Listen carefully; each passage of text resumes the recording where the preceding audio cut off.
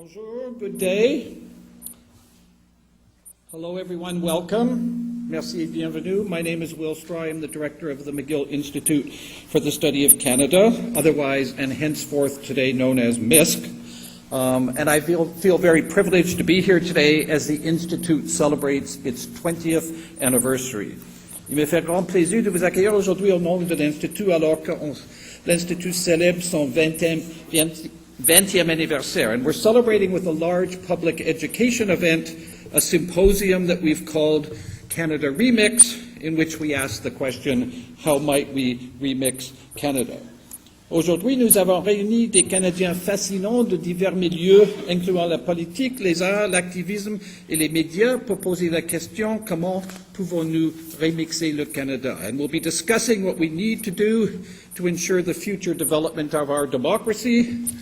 What can we do to improve the quality of our civic life? And we'll be discussing whether we, as Canadians, get the information we need. But before we go any further, there are some people that I want and am delighted to thank. First of all, I want to thank three gentlemen without whom we would not be here today. The first two are MISC's founding co-chairs, Mr. Charles R. Brofman and Mr. Alex K. Patterson, both of whom are with us here today, and whose wisdom and foresight in founding MISC have sustained the institution for the past 20 years. Gentlemen, thank you.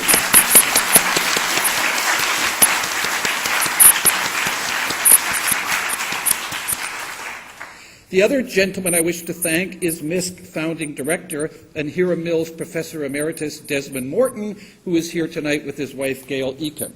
Desmond's dedication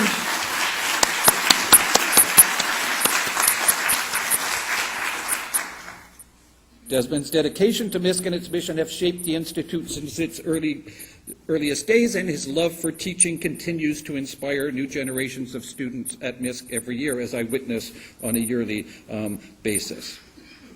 I'd also like to thank Professor Suzanne Morton from the Department of History and Classical Studies, who served as MISC's acting director from January to June of this year while I was away on sabbatical leave, and she did a great deal to organize this event. And, of course, former MISC director Antonio Maioni, who is joining us today as a moderator for our second panel discussion. So, in fact, all MISC directors are among us today, but I'd particularly, at this point, like to acknowledge you, Antonio. Where are you?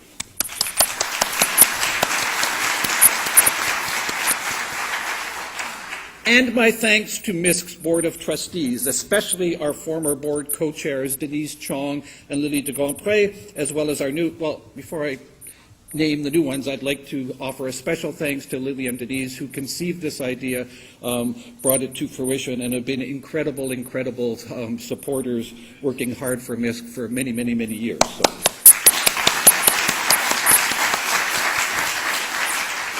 And our new co-chairs of the board, Ann Dadson and Michael Goldblum, both of whom are here today as well. And, very importantly, the great team I work with here at MISC for all they have done to make this event possible. Adriana, Petros, Liz, Mercedes, Jessica, Joanne Bilodeau, who is in the principal's office these days, but who has been part of this from the very beginning. So thanks to you.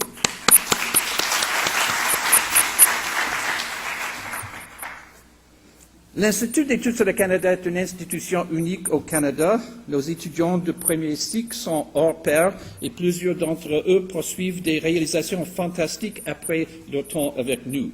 Nos événements d'éducation publique, comme celui-ci, rassemblent des individus fascinants pour discuter et débattre des grandes questions auxquelles notre pays fait face. Le travail de nos visiteurs et de nos stagiaires postdoctoraux font de nous une institution de recherche de première classe. We've got a lot of content to get to this afternoon, so I'll just end by saying that we're live streaming this event to viewers across Canada and the universe.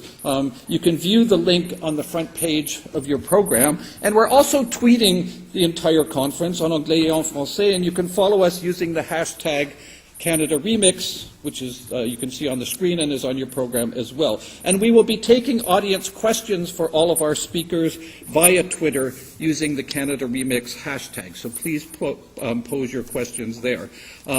We've got great events coming up at MISC. You've got literature available out front, and of course you can see the details for both lectures and other events, both of our upcoming lectures, on our website, www.mcgill.ca/MISC. Without further ado, though, permettez-moi de vous présenter la principale de l'Université McGill, Suzanne Fortier, who will introduce this afternoon's keynote speaker.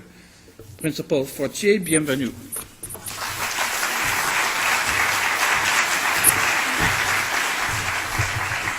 Merci, Professeur Stra. Bonjour et bienvenue à vous tous. Merci d'être venus en grand nombre pour célébrer avec nous le 20e anniversaire de l'Institut des études canadiennes de McGill. Welcome to this very important event, and thank you so much for being here for a celebration of the great work that has gone on at MISC for the last 20 years. C'est vraiment un honneur et un privilège pour moi d'être ici, mais aussi d'avoir participé au cours de la dernière année aux activités de MISC et d'avoir pu mieux apprendre le travail exceptionnel qui se fait dans l'Institut.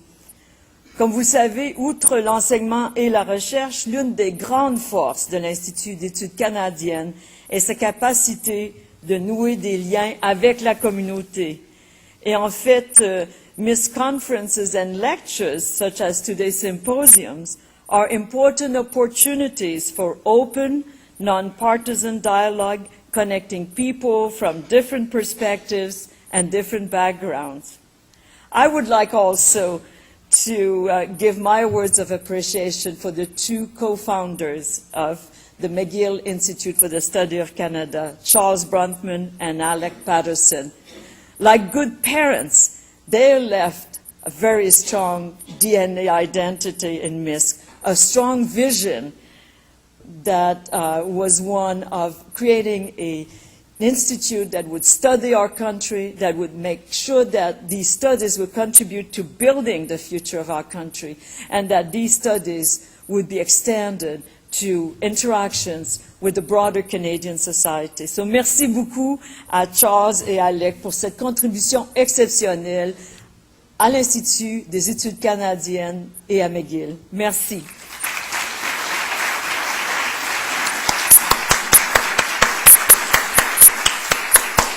Et sans plus tarder, permettez-moi de vous présenter notre premier invité qui prononcera le discours intitulé Disaster and Community. Calgary Mayor Naheed Nenshi grew up in Calgary, but has lived and worked in cities around the world before returning to his hometown. He was Canada's first tenured professor in the field of nonprofit management at the Montreal University's Bissett School of Business, and also an advisor to corporate leaders in Canada and the US.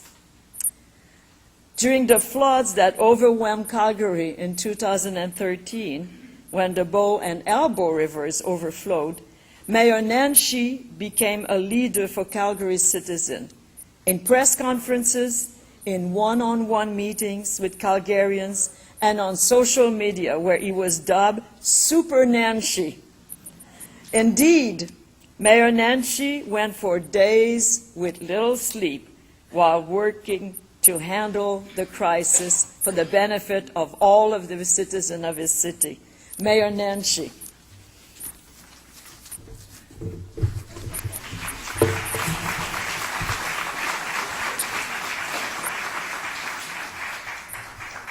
Moi, d'être ici avec vous aujourd'hui. I wish I could be there in person today, but we'll have to deal with technology and you'll have to see my face very, very large. I usually spend my days sitting in front of flags and, talking to computers, so this is fascinating for me. Let me start out by saying, Bon anniversaire, happy birthday to the McGill Institute for the Study of Canada. Thank you for 20 years of doing magnificent work, helping us understand our nation better. Today, in this Canada Remix conversation, I'm not sure I have a lot of insightful things to add to such a distinguished audience thinking about the future of our nation. Truth be told, you heard that I'm an academic by profession, and I was a professor. I'm a lousy researcher. I just like to tell stories. It got me where I needed to be anyway. But today, what I want to do with all of you today is just tell you a story. I want to tell you a story about last summer. A story about a week in my life, a week in the life of our nation, and what that week told us about who we are as a community, what we do, and what makes our community strong.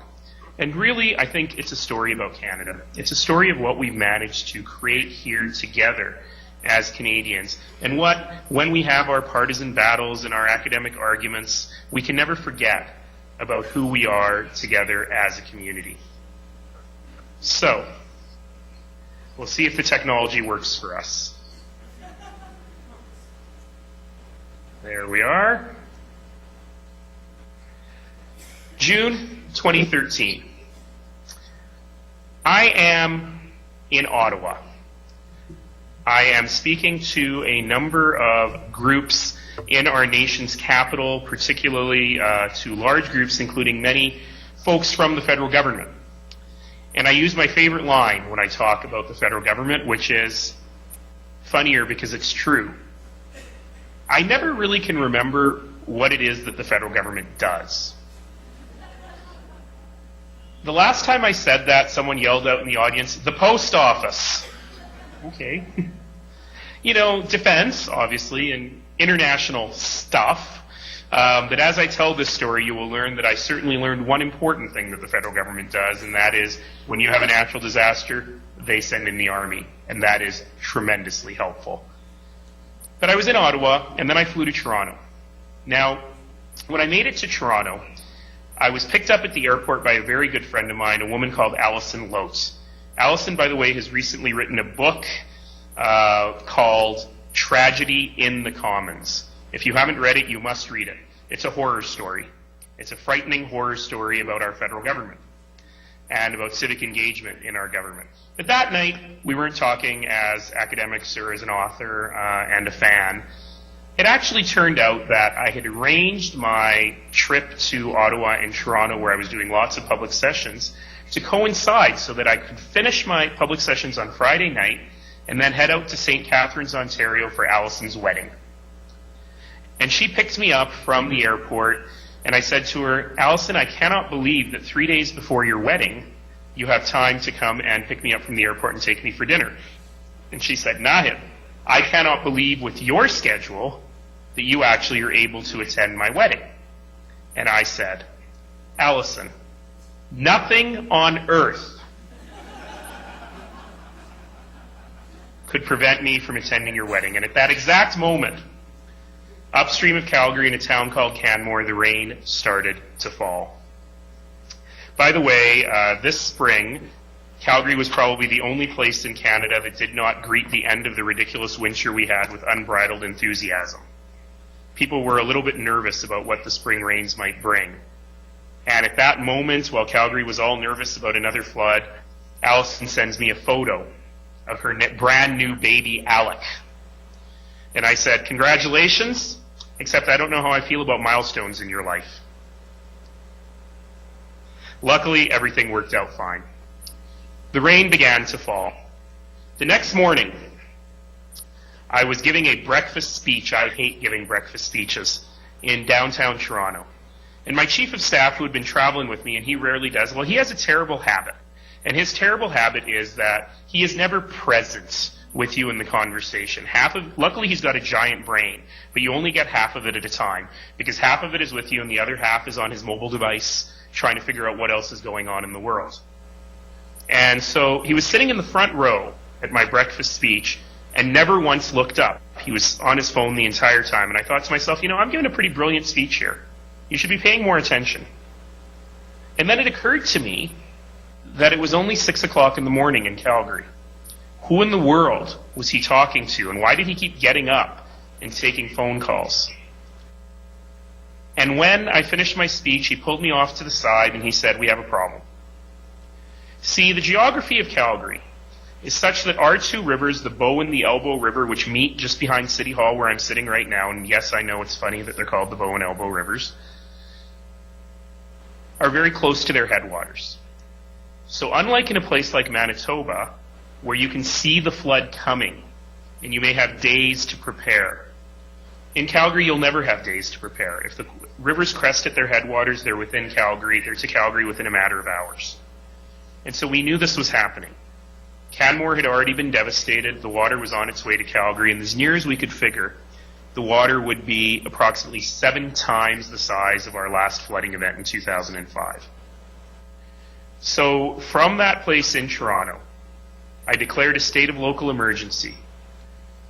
We agreed to evacuate nearly 100,000 people from their homes. We turned off the electrical power to great swaths of the city in preparation for what was about to happen. We protected critical infrastructure and private property with sandbags as best we could, and we waited. Just because of the crowd that I'm talking to, I'll pause and tell you about that state of local emergency for a moment. It was the first time in Calgary's history we'd ever declared such a thing. And it provides the city with extraordinary powers.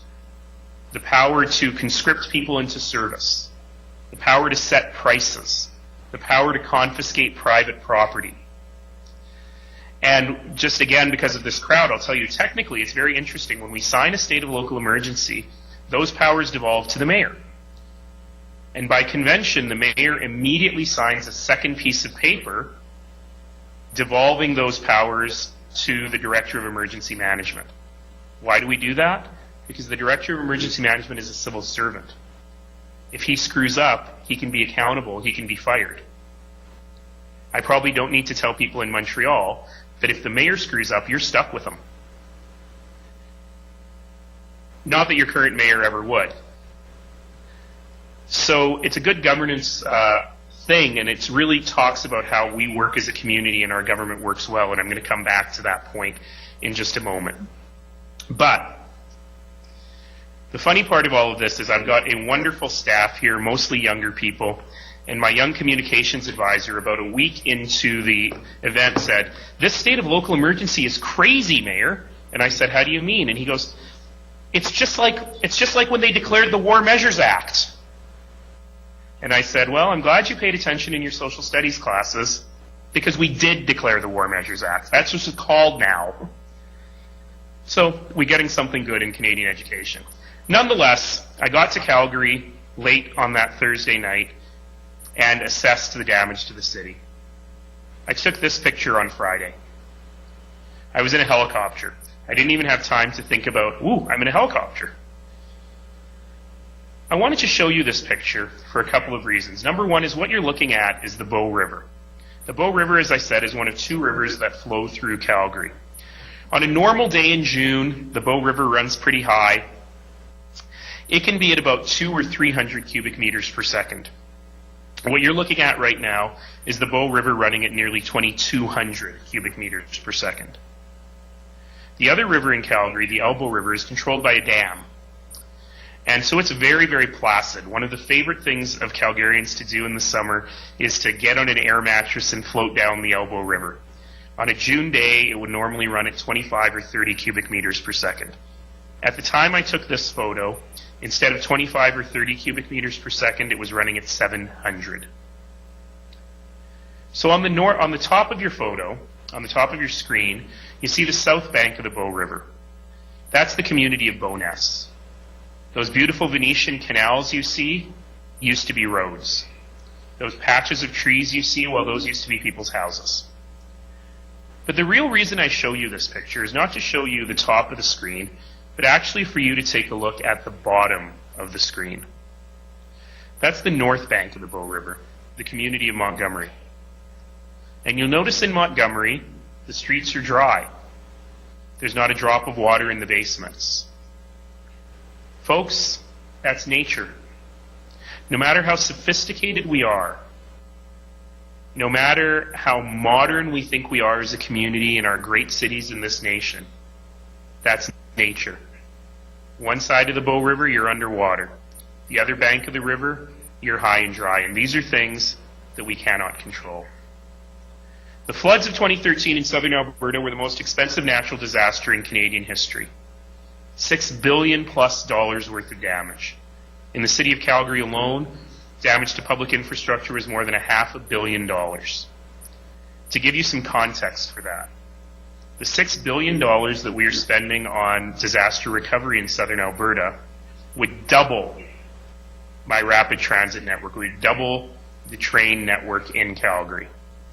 So these are big, huge numbers. Now, we were lucky in one way, and we were lucky that the water receded very, very quickly. This was Friday.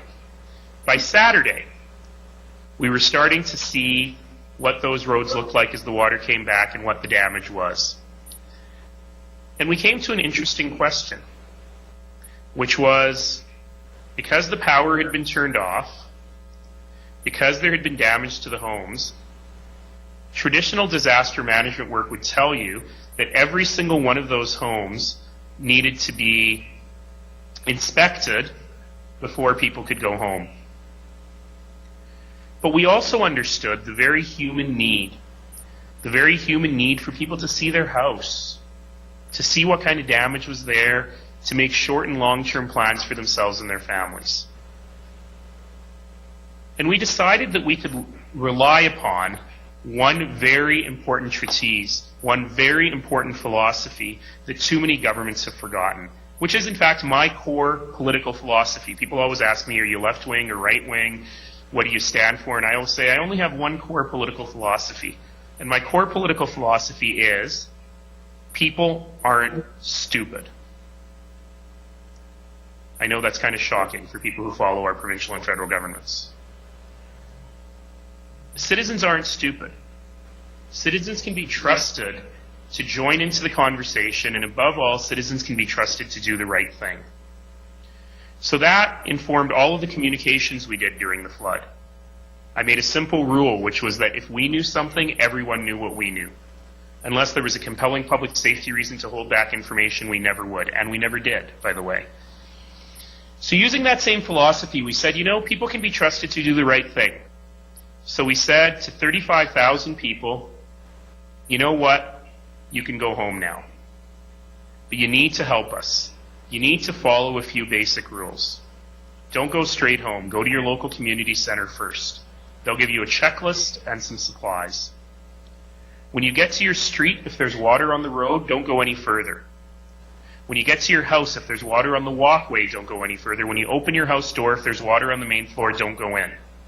If you're inside your house and you realize that there's evidence that there's been water in the basement above the level of the lowest electrical outlet, don't go any further. And go back to the community center and we'll help you. If all of those things are clear, start the work of cleanup, put a sign in your window that says need heat, need power, need gas, and we will try and get to you as quickly as we can. And in one fell swoop, with one decision, we created 35,000 home inspectors. And people were able to go back to their houses and start to get on with their lives. And there was a lot to get on with. Scenes like this were very common throughout the whole city. And I want you to look at this picture a little bit critically. It looks like a big pile of trash on the lawn in front of someone's house. And I guess that's what it is.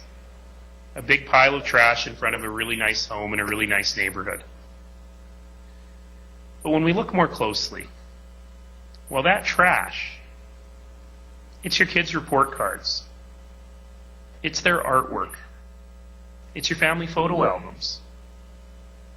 It's that couch that you saw in a catalog and you scrimped and saved for because you wanted exactly that couch for your living room. It's your life. And it's your life sitting out on the lawn in full view of the world, waiting for my colleagues who drive the garbage trucks to come and take it away. And to me, that's an important leadership lesson. When you're in a position like I'm in, you make decisions that impact lots of people every day. But you have to remember that every one of those people is a human being with a fully formed life. And the decisions we make impact those lives in every single way, every single day. So, we learned two big lessons out of the flood. And the first lesson is that we are incredibly blessed as Canadians, to live in a place where government works, where dedicated public servants go to work every single day to keep us safe and to make our communities better. And during this crisis, man, was I ever reminded of that. As much fun as I make of the other orders of government, the federal government was right there, and particularly the women and men of the Canadian Forces made a huge difference for us. The provincial government did their part with environment, with funding, with Alberta Health Services, and so on. But if I may, I've got 20,000 colleagues at the City of Calgary. They drive buses. They keep our water safe. By the way, the most dangerous job during the flood was at the water treatment plant, which is next to the river. Those people were risking their lives to protect the quality of our water supply. And by the way, we never had a boil water advisory during this flood. My colleagues are first on the scene when there's an emergency, police officers and firefighters, and they build roads, as you can see here. This is a crew of city staff and private contractors working to repair our LRT system. You may have seen pictures of the tracks going into this particular tunnel during the flood. It looked like a roller coaster. The Calgary Stampede was starting exactly 2 weeks later. The train had to be working. They managed to fix the train, the entire track system, and bring it back to life in 1 week. The road they're standing in front of is McLeod Trail, which is a major thoroughfare for the City of Calgary. It had a giant sinkhole in the middle of it. They rebuilt a new McLeod Trail in 1 day. Now, I should say that these construction timelines did lead me to a very important question. If you can fix it in 1 day, the answer they keep coming up with is, we didn't have to do public engagement, Your Worship. Probably more about, we didn't have to worry about the budget as much, Your Worship. But in any case, we were so lucky, and I will tell you one thing.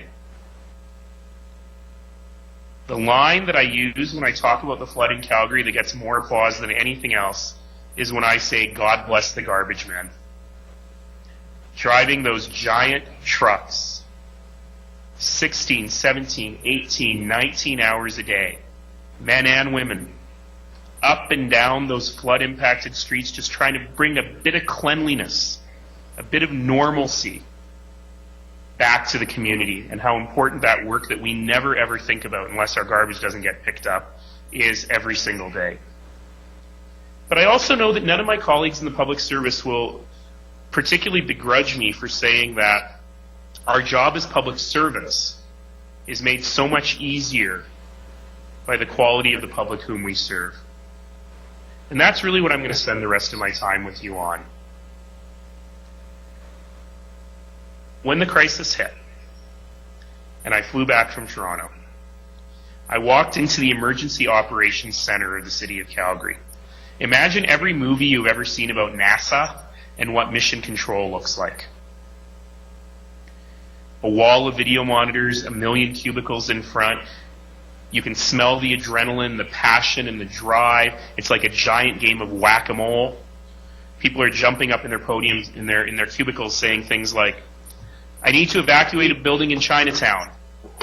And the police will jump up and say, I can have officers there in 5 minutes. And Calgary Transit will jump up and say, I can get a bus there in 10. And Emergency Social Services will jump up and say, it might be hard to get Chinese translators in the middle of the night, but give me a half hour. And someone across the room will jump up and say, I speak Cantonese, let me go. So it's this amazing system, it's government at its absolute best. But very quickly, in the middle of all of that, I started to get calls and tweets and emails from regular Calgarians saying, you know what, Mayor? My basement's dry. I haven't seen a drop of water. Remember, even at its peak, the flood only impacted about 15% of the land area of Calgary. And people would say, my place is dry. What can I do? How can I help? So in the middle of that controlled chaos at the Emergency Operations Center, I pulled aside a few of my colleagues at the City of Calgary and I said, step away from this.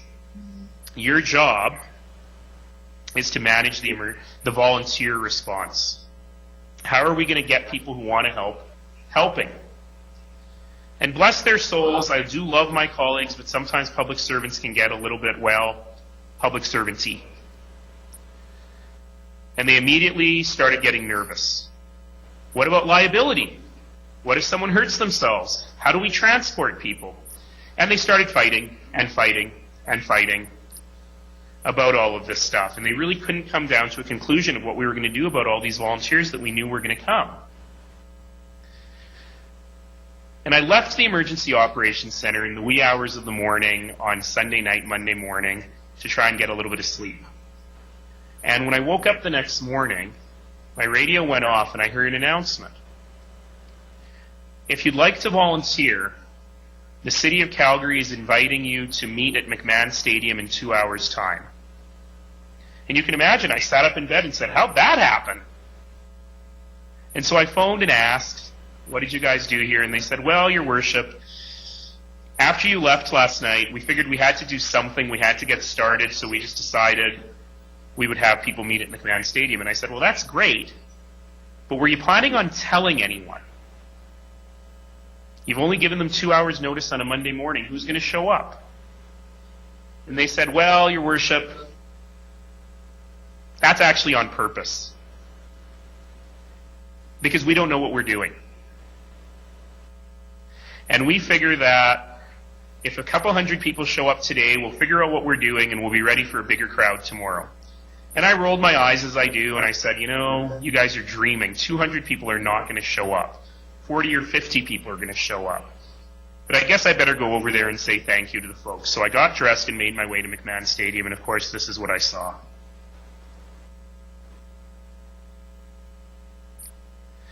Thousands and thousands of people in coveralls and steel-toed boots, in flip-flops and tank tops, all united by their desire to help strangers, people they didn't even know.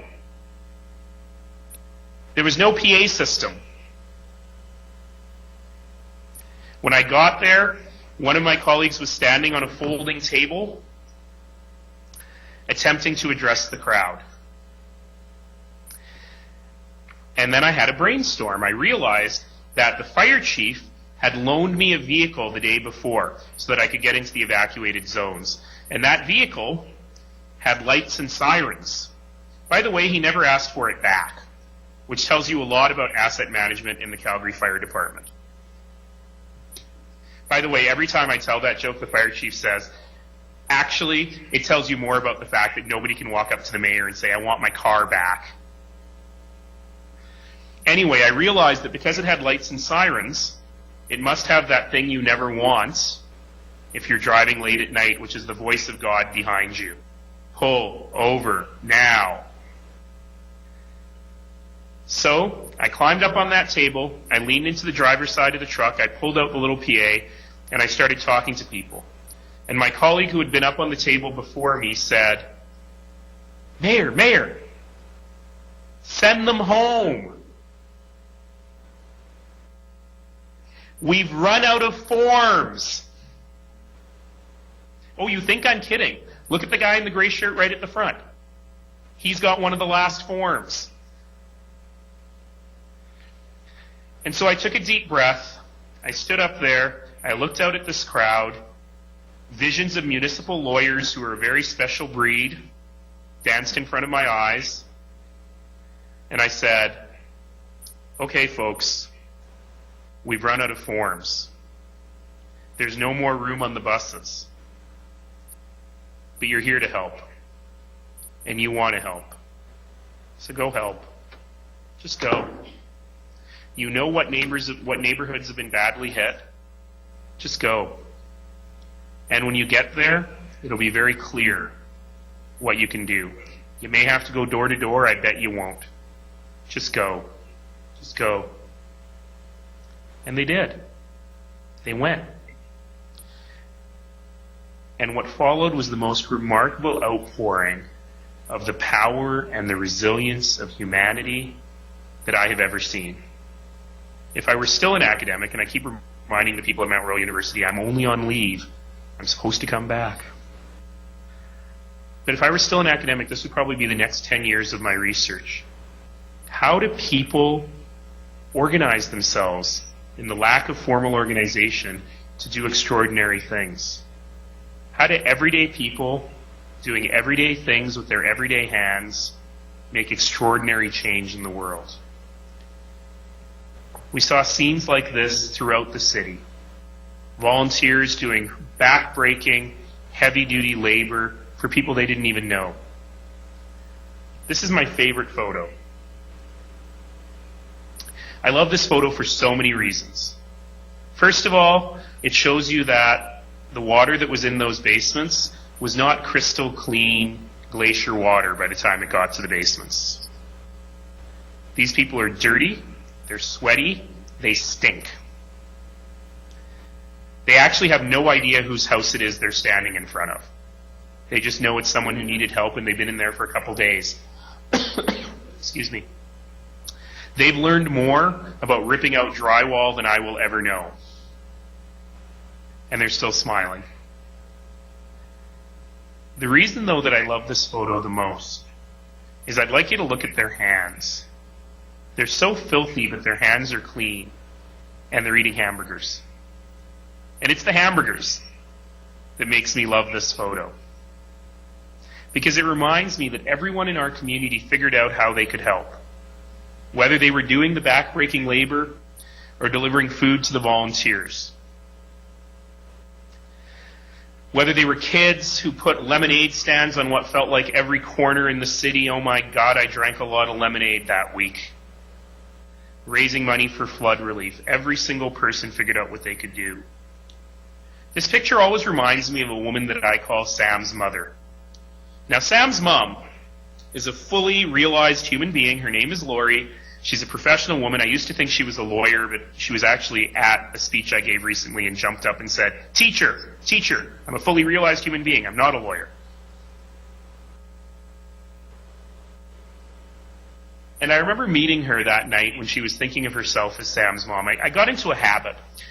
If I could escape from the Emergency Operations Center for an hour or so at night, I would just go quietly walk in the flood-impacted neighborhoods. No hoopla, no drama, no media.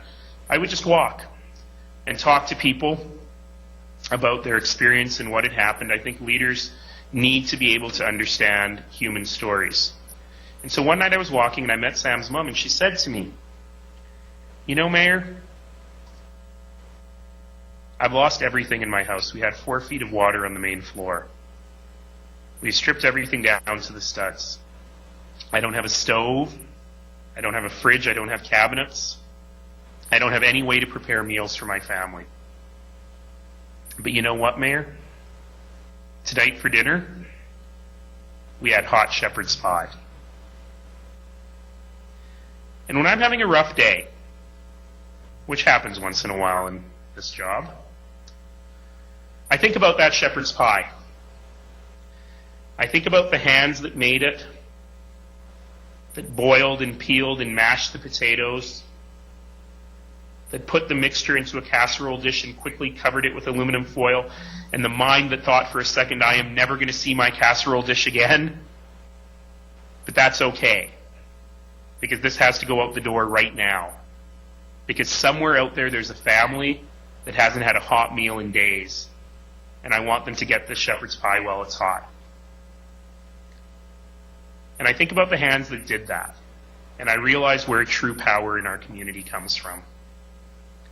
I spent a lot of time, both as an academic and as a politician, talking about civic engagement, about getting people more involved in their communities. I've launched a program that I encourage you all to check out and to steal called 3 Things for Calgary, which is just a simple program to encourage that's why I wear this number 3 on my lapel, which just encourages every Calgarian every year to do 3 things for their community, whether they're little things like shoveling your neighbor's walk or big things like starting a new nonprofit. Every one of us, everyday people doing everyday things with their everyday hands, has the power to make change in our community. About a week later, I went back to Bowness. Bowness is the community you saw in the very first photo. That Venetian canal was is a street called Bow Crescent. And I went walking on Bow Crescent, And in the third house on Beaucrescent, just up from the Hextall Bridge in the new park, I ran into a family that I chatted with. They were back in their house. They were very happy to be back in their house. But I poked my head inside and there was nothing there. It had been stripped down to the studs. I think they were sleeping on hammocks. That couple had found a piece of plywood in their basement. They had scrawled a message on that piece of plywood, and they had nailed it to the tree out front.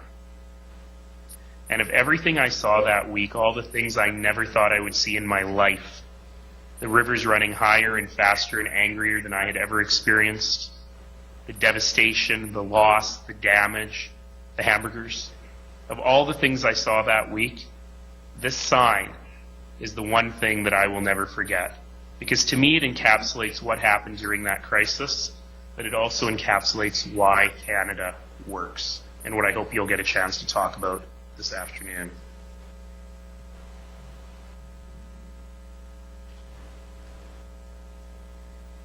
We lost some stuff. We gained a community.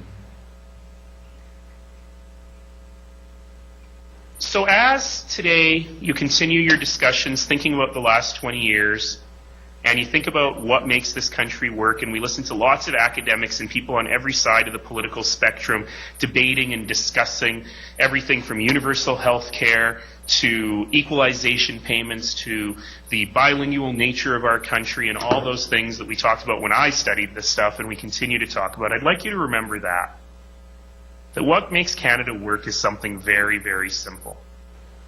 And that is that sense of community. That's what I get to dedicate myself to every day. I'm so lucky that I have been given 7 years to fulfill a simple promise in our community. And that simple promise is that every single person in every single corner of this community, regardless of what they look like or where they came from, regardless of whom they worship or how they love, that every single person in this community has the opportunity right here, right now, to live a great Canadian life. That's the promise of this nation. That's what we work on every single day, and I hope that's what every one of you will recommit yourselves to working on. Thank you so much.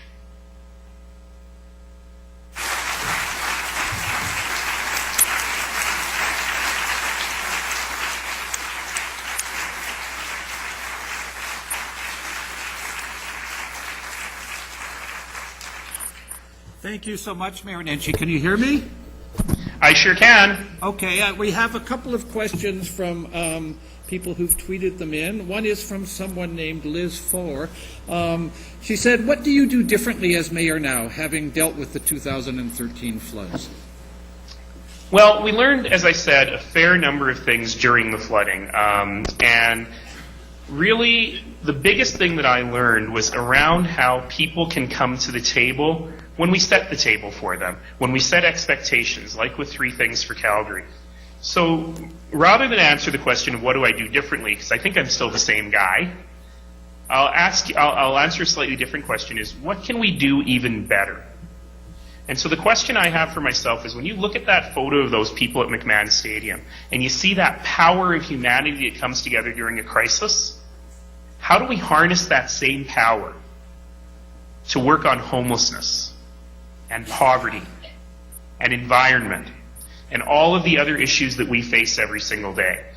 So, having started with that political philosophy that people are not stupid, how do we now harness that and use this incredible resource we have at our disposal? 30 million Canadians, 1.2 million of them live in my city. How do we use that talent to make our community better for everyone? Thank you. Another question. I mean, is there anything that you think we should change in the way cities are governed, the powers they have, the ways in which they're structured as a result of this experience? You don't have to. I was told that we had a hard stop, and I wasn't able to go on and on and on and on. That is a whole other issue. But yes, obviously, in 1867, when we had the British North America Act, it was an act for a largely agrarian society. And now, of course, we are, despite our myths about canoes and polar bears and pine trees, we are one of the most urban nations in the world. And as a result, cities have to do incredibly difficult work every single day that we simply don't have the resources or the power to manage. I was only half joking when I said I don't know what it is the federal government does. The vast majority of what the federal government does is write checks. If we actually counted the number of people in Ottawa who just wrote checks, you'd end up with the vast majority of the public service. So we've had a mismatch between our resources and the services that we have to provide. I often joke and say, look, if the federal government disappeared while we were in this room together, it'd probably be a week or two before anyone noticed. You'd stop getting your mail, probably.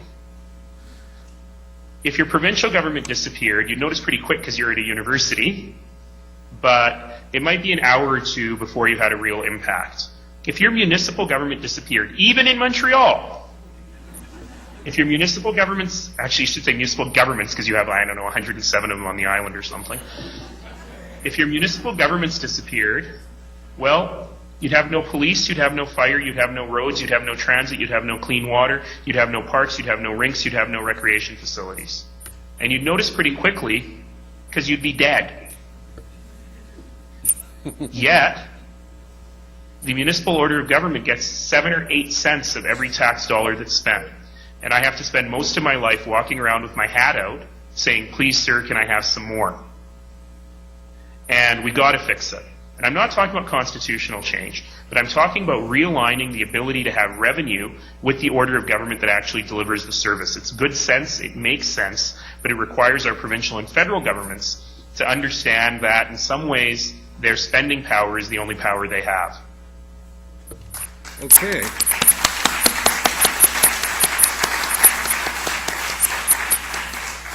We'll let you go now. Thank you so much. This is the perfect place to plug the 2015 MISC conference, which will be in February on the theme of cities. So maybe we can entice you out for that.